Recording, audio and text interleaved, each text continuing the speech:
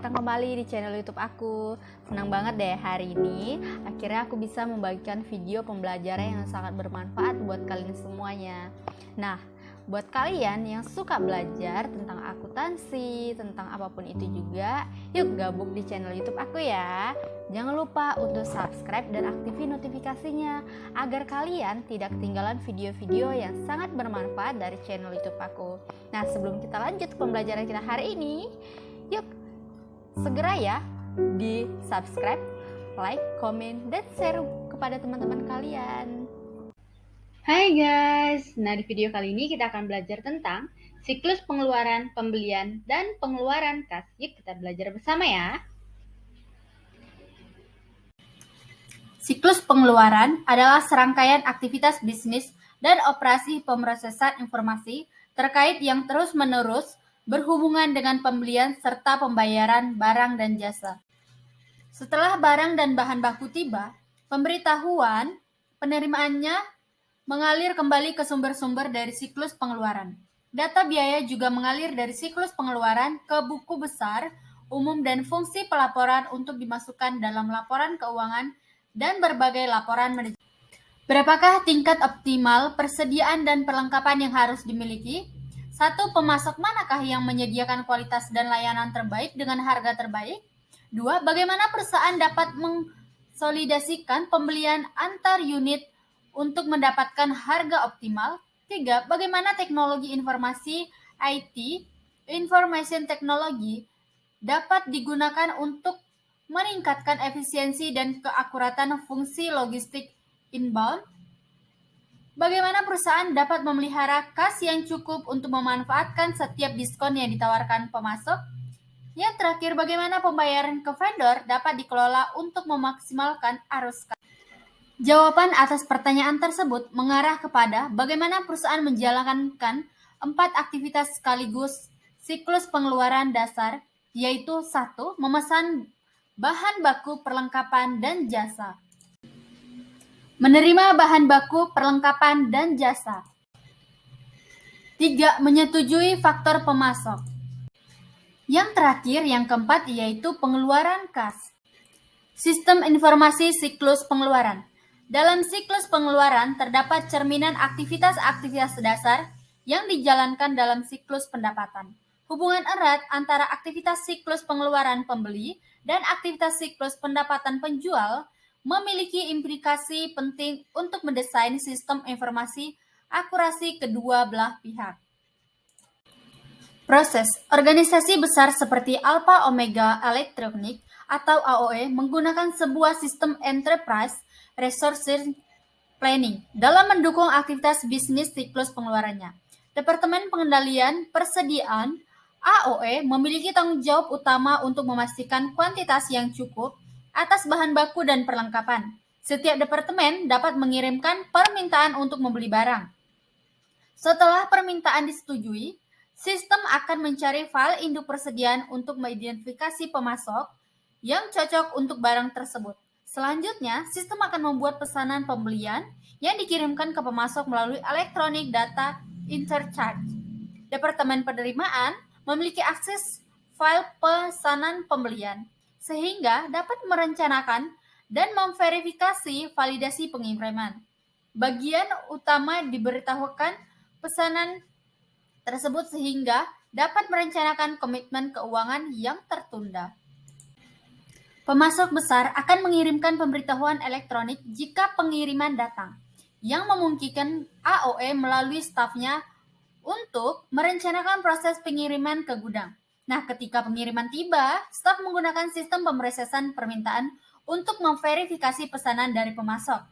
Biasanya, pemasok melabeli produk mereka dengan kode batang atau RFID. Pekerjaan penerimaan menginspeksi barang dengan menggunakan sebuah terminal online untuk memasukkan informasi mengenai kuantitas dan kondisi dari barang yang diterima. Sistem akan mengecek bahwa data kepesanan pembelian terbuka dan setiap ketidaksesuaian akan segera ditampilkan di layar sehingga ketidakcocokan dapat diatasi. Sebelum transfer ke gudang, Petugas persediaan memverifikasi perhitungan barang dan memasukkan data tersebut ke dalam sistem. Petugas bagian utang memasukkan informasi pemasok yang mengirimkan faktor EDI atau faktur kertas. Sistem akan memvalidasi ketepatan informasi pesanan, pembelian dan laporan penerimaan serta secara otomatis menjadwalkan faktur untuk pembayaran dan tanggal jatuh temponya. Faktur yang dibayar kemudian dihapus dari file faktur terbuka. Sebuah nota pengiriman uang disiapkan untuk pemasok yang mencantumkan setiap faktur yang dibayarkan dan jumlah diskon atau potongan yang diambil. Untuk pembayaran dengan EFT, data pengiriman uang akan menyertai pembayaran EFT sebagai bagian dari paket FIDI. Untuk pembayaran yang dibuat dengan cek, nota pengiriman uang tercetak akan menyertai cek yang telah ditandatangani. Setelah transaksi pengeluaran diproses, sistem akan menghasilkan sebuah entry jurnal ringkasan, mendebit utang dan mengkredit kas, serta memposting entry tersebut ke dalam buku besar umum. Kasir akan meninjau cek tersebut dengan dokumen pendukung dan kemudian mendandatanganinya. Kasir tersebut mengirimkan cek yang telah ditandatangani oleh bendahara maupun manajer lainnya dan nota pengiriman uang ke pemasok. Transaksi EFT juga dijalankan oleh kasir dan ditinjau oleh bendahara. Kasir akan meninjau cek tersebut dengan dokumen pendukung dan kemudian mendandatanganinya. Kasir tersebut mengirimkan cek yang telah ditandatangani oleh bendahara maupun manajer lainnya dan nota pengiriman uang ke pemasok. Transaksi EFT juga dijalankan oleh kasir dan ditinjau oleh bendahara. Ancaman dan pengendalian. Seluruh aktivitas siklus pengeluaran tergantung pada database terintegrasi yang berisi informasi mengenai pemasok, persediaan, dan aktivitas pembelian. Kesalahan dalam data induk pemasok dapat menyebabkan pemesanan dari pemasok yang tidak dapat disetujui, pembelian bahan baku yang kualitasnya inferior atau rendah, pengiriman yang tidak dapat tepat waktu, pengiriman pembayaran ke alamat yang salah, dan penipuan pembayaran ke pemasok fiktif. Kesalahan dalam data induk persediaan dapat menghasilkan penundaan produksi dikarenakan kurangnya bahan baku kunci yang tidak diantisipasi atau pembelian yang tidak dapat perlu dan kelebihan persediaan. Ancaman umum kedua dalam siklus pengeluaran adalah pengungkapan yang tidak diotorisasi atas informasi sensitif, seperti informasi perbankan mengenai pemasok dan diskon harga khusus yang ditawarkan oleh pemasok yang dipilih. Salah satu cara untuk menanggulangi risiko atas ancaman ini adalah untuk mengkonfigurasi sistem tersebut untuk menggunakan pengendalian akses kuat untuk membatasi siapa yang dapat menampilkan informasi tersebut. Ancaman umum ketiga dalam siklus pengeluaran berkaitan dengan kehilangan atau penghancuran data induk.